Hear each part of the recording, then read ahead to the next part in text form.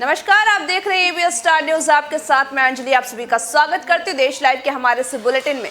प्रधानमंत्री नरेंद्र मोदी 5 दिवसीय विदेश यात्रा पर रवाना हो चुके हैं। इस दौरान पीएम मोदी G20 सम्मेलन में भी शिरकत करेंगे, जिसमें महामारी, सतत विकास और जलवायु परिवर्तन से वैश्विक आर्थिक और स्वास्थ्य सुधार पर भी चर्चा करेंगे। इटली के प्रधानमंत्री मारियो ड्रैगी के निमंत्रण पर पीएम मोदी 30 और 31 अक्टूबर को तक रोम में ही होने वाले 16वें G20 सम्मेलन में हिस्सा लेंगे। पीएम मोदी इटली के प्रधानमंत्री मारियो ड्रैगी के साथ बैठक भी करेंगे। इस दौरान पीएम मोदी वेटिकन सिटी में पोप फ्रांसिस से भी मिलेंगे। पीएम मोदी ने ब्रिटेन के ग्लासगो में COP26 वर्ल्ड लीडर्स समिट में भी हिस्सा लेंगे और साथ ही कार्बन स्पेस के समान वितरण समेत जलवायु परिवर्तन के मुद्दों को व्यापक रूप से संबोधित करने की जरूरत को भी रेखांकित करेंगे। इसमें दुनिया भर के 120 देशों के प्रमुख शिरकत करेंगे। वहीं विदेश सचिव हर्षवर्धन श्रृंगला ने बताया है कि ये 8वीं G20 की बैठक है, जिसमें कि पीएम मोदी भी शामिल होंगे। वहीं पिछले साल संगठन की शिखर बैठक कोरोना महामारी के कारण वर्चुअल हुई थी। उसकी मेजबानी सऊदी अरब ने की थी और इससे पहले जून 2019 में जापान के ओसाका में हुई G20 की बैठक में पीएम मोदी ने व्यक्तिगत तौर पर भाग लिया था। इटली की मेजबानी में होने वाले इस साल की बैठक का विषय पीपल, प्लेनेट और प्रॉस्पेरिटी है। ये विषय UN के टिकाऊ विकास के एजेंडे हैं। वही 2030 पर ये एजेंडे आधारित हैं।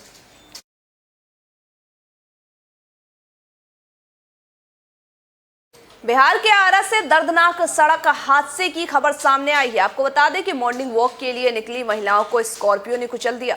इस हादसे में 4 महिलाओं की मौत हो गई है। बताया ये भी जा रहा है कि महिलाओं को कुचलने के बाद वाहन चालक वहां से फरार हो गए। पुलिस के मुताबिक घटना आरा के भोजपुर की है। वहीं मृतक चारों महिलाएं और ओझवालियो गांव की रहने वाली है। जानकारी के मुताबिक चारों पीरो बिहिया पथ पर देवचंदा पुल के पास टहल रही थी और इसी दौरान एक तेज रफ्तार स्कॉर्पियो गाड़ी ने नियंत्रण खो दिया, जिसकी चपेट में महिलाएं आ गई। पुलिस का कहना है कि स्कॉर्पियो सवार की तलाश भी की जा रही है।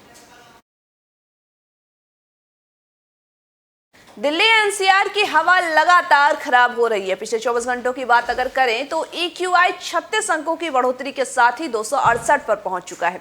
इससे एक दिन पहले ये 232 दर्ज किया गया था। तो वहीं NCR के गुरुग्राम को छोड़ करके सभी शहरों की हवा भी खराब श्रेणी का उत्तम स्तर में दर्ज कर रही है।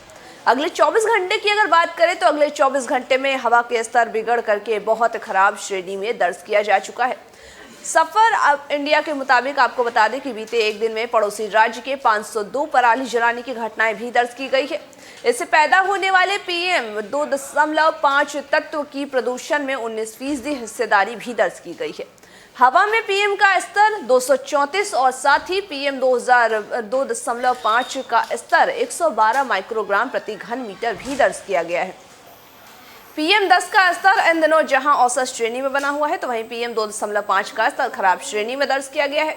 सफर के मुताबिक पश्चिमी दिशा में आने वाली हवाओं के कारण पराली का धुआं दिल्ली NCR में पहुंच रहा है। तो वहीं अगर बात मौसम की जाए तो दिल्ली NCR का मौसम इन दिनों लगातार करवट लेते हुए नजर आ रहा है। सुबह शाम से हल्की ठंडी हवा भी चलती है। मौसम विभाग का पूर्वानुमान है कि पहाड़ों पर बर्फबारी का दौर शुरू हो रहा है। साथ ही हरियाणा और पंजाब में भी तेज बारिश की संभावना है। इन सभी गतिविधियों के अन्य मैदानी इलाकों में भी इससे ठंड बढ़ने की आशंका लगातार जारी है। रूस में एक दिन में 1159 लोगों की मौत हो गई है। दुनिया भर में कोरोना के मामले लगातार बढ़ते जा रहे हैं। आलम अब यह है कि रूस की राजधानी मॉस्को के 11 दिन के लिए बंद कर दिया गया है। तो वहीं चीन वायरस को रोकने के लिए युद्ध जैसी तैयारियां भी कर रहा है। न्यूजीलैंड के दक्षिणी द्वीप में 1 साल बाद पहला केस आने के बाद सरकार के हाथ पांव फूल गए हैं। तो जर्मनी में भी प्रतिबंध लागू करने की तैयारी की गई है। अगर रूस की बात करें हम, तो रूस में गुरुवार को रिकॉर्ड 40,096 मामले सामने आए हैं। तो वहीं इस दौरान 1,159 लोगों की मौतें भी हो गई है। यूरोपीय देशों में रूस में हालत बेहद खराब है। यहां अब तक 2,35,057 मौतें हो चुकी है। चीन का उत्तर पूर्वी हेलोग्यांग प्रांत, जो कि रूस के हेहे शहर की सीमा से जुड़ा हुआ है, वहां महामारी अब बेकाबू हो गई है। यहां के लोगों का कहना है कि यहां शहरी और ग्रामीण क्षेत्रों के संपर्क को भी काट दिया जाए और जिससे कि वायरस और ज्यादा ना फैल सके। जर्मनी में भी हालात चिंताजनक बने हुए हैं। तो यहाँ पर अप्रैल के बाद से सबसे अधिक मामले भी सामने आए हैं। बीते 2 हफ्तों की अगर बात करें तो बीते 2 हफ्तों की तुलना में गुरुवार को संक्रमण के रिकॉर्ड में 28,000 से अधिक मामले सामने आए हैं। फ्रांस में संक्रमण दर 16% बढ़ी है, जो कि खतरे की ओर इशारा करती हुई नजर आ रही है। फ्रांस में पिछले 7 दिनों में रोजाना औसतन 5,256 मामले सामने आ रहे हैं। सरकार हेल्थ पास को अनिवार्य करने की योजना भी बना रही है। अगर बात ब्रिटेन की जाए तो ब्रिटेन में अभी हालात सुधरने का नाम नहीं ले रहे हैं। बुधवार को यहां पर 43,941 लोगों के संक्रमण की पुष्टि हुई है। वहीं 207 लोगों की मौतें भी हुई है। भारत में पिछले 24 घंटों की बात अगर करें तो 14,338 नए मामले सामने आए हैं। इस दौरान 805 लोगों की मौतें भी हो गई है। तो कोरोना के आंकड़े एक बार फिर से चिंताजनक साबित हो रही है।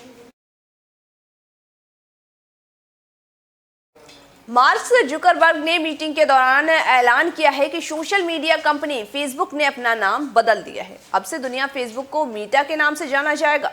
गुरुवार को फाउंडर मार्क जुकरबर्ग ने एक मीटिंग के दौरान ये ऐलान किया है कि लंबे वक्त से फेसबुक के नाम से बदलने की चर्चा भी चल रही थी। अब नाम बदलने की प्रक्रिया को पूरा कर लिया गया है और फेसबुक का नया नाम मेटा कर दिया गया है। जुकरबर्ग ने यह भी कहा कि हमने सामाजिक मुद्दों से संघर्ष करके और बंद प्लेटफॉर्मों के लिए भी नीचे रह करके बहुत कुछ सीखा है और हमने जो कुछ भी सीखा है उसे लागू करने और उसकी मदद से अगले अध्याय को बनाने का समय अब आ गया है। उन्होंने आगे कहा कि हमारे ऐप्स और उनके ब्रांड वे नहीं बदल रहे हैं, यानी कि ये बदलाव फेसबुक, इंस्टाग्राम और व्हाट्सएप जैसे व्यक्तिगत प्लेटफॉर्म पर लागू नहीं होता है। केवल मूल कंपनियों का नाम ही बदल करके मेटा किया गया है, जिसके अंतर्गत ये सोशल मीडिया प्लेटफॉर्म आते हैं।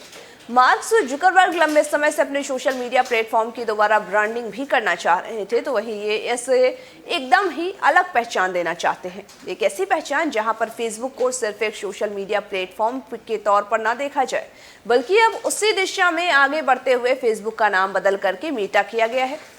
कंपनी का फोकस अब एक मेटावर्स बनाने पर है, जिसके जरिए एक ऐसी वर्चुअल दुनिया का आगाज होगा जहां पर ट्रांसफर और कम्युनिकेशन के लिए अलग अलग टूल का इस्तेमाल भी किया जा सकेगा।